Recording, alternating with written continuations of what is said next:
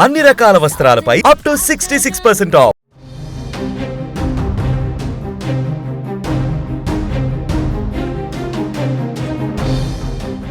2025 July 5న Japan కనుమరుగు కానుంది. ఆ తేదీన భారీ భూకంపాలు, సునామీలు జపాన్ దేశంపై దండెత్తుతాయని Japan Baba Vanga Ryo Tatsuki చెప్పిన కాలజ్ఞానం ఉత్తదేనని తెలిపింది. ప్రపంచమంతా ఎంతో ఆసక్తిగా గమనించిన జపాన్ డూమ్స్ డే చివరకు ఉత్తదే అని తేలింది.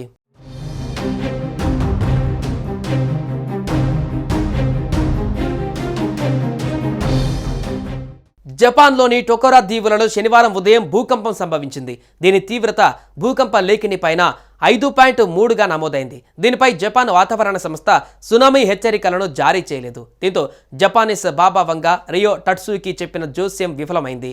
ఈ నెల 5న అత్యంత భారీ భూకంపం, సునామీ వస్తాయని ఆమె జోస్యం చెప్పారు.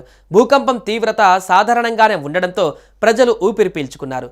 మరోవైపు క్యూషు కిరిషిమా అగ్నిపర్వత సముదాయంలో ఉన్న షిన్ మెడాకోయ్ పర్వతం ఈ నెల 3న బద్దలైంది.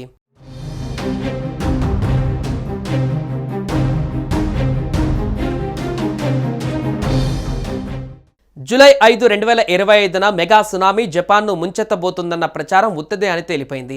కొన్ని స్వల్ప ప్రకంపనలు, అగ్నిపర్వతం బద్దలు మినహా ఓ మోస్తారు ప్రకృతి వైపరీత్యాలు సంభవించలేదు. తేదీ మారినా ఏం జరగకపోవడంతో ఆ దేశ ప్రజలు హమ్మయ్య అనుకున్నారు. 1999లో ప్రచురించబడిన ఓ మాంగా రచయిత రో తత్సుకి జూలై 5న తేదీన విపరీతమైన భూకంపం, యుగాంతం తరహాలో సునామీ ముంచెత్తవచ్చని తన చిత్రాలతో బొమ్మలు గీసింది.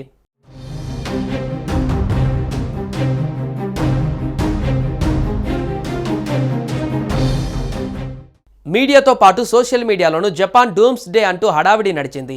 Japan tsunami July 5 the future I saw వంటివి హ్యాష్ట్యాగ్తో ట్రెండింగ్ అయ్యాయి. కొంతమంది పర్యాటకులు పర్యటనలు కూడా రద్దు చేసుకున్నారు. అందులో భారత్ నుంచి కూడా చాలామంది ఉన్నారు. జపాన్లోని అకుసెకిజిమా వాసులకు అప్రమత్తంగా తరలించవలసి వచ్చింది. అయితే మేధావులు, సైంటిస్టులు ఆ భవిష్యవాణి నిరాధారమైనదిగా చెబుతూనే వస్తున్నారు. మరోవైపు అక్కడి వాతావరణ విభాగం కూడా భూకంపాలను అంచనా వేయలేమని మొత్తుకుంటూ వచ్చింది. చివరకు అదే నిజమని తేలింది.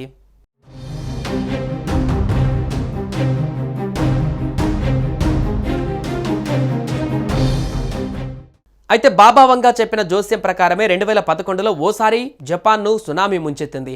ఈ ప్రళయంలో భారీ ఆస్తి నష్టంతో పాటు 20,000 మందికి పైగా ప్రజలు మరణించారు. ఇది జపాన్ చరిత్రలోనే భారీ సునామీగా పేరొందింది. ఈ క్రమంలో తాజాగా జపాన్ ప్రజలు భయభ్రాంతులకు లోనయ్యారు. ఇక జూన్ 21 నుంచి ఇప్పటి వరకు టొకారో దీవులలో 1000కి పైగా భూకంపాలు సంభవించాయి. జూలై 3న కూడా 5.5 తీవ్రతతో ఈ ప్రాంతంలో భూకంపం సంభవించింది. కానీ ఆమె చెప్పినట్లుగా భారీ భూకంపాలు, సునామీలు రాకపోవడంతో జపాన్ ప్రజలు ఊపిరి పీల్చుకున్నారు.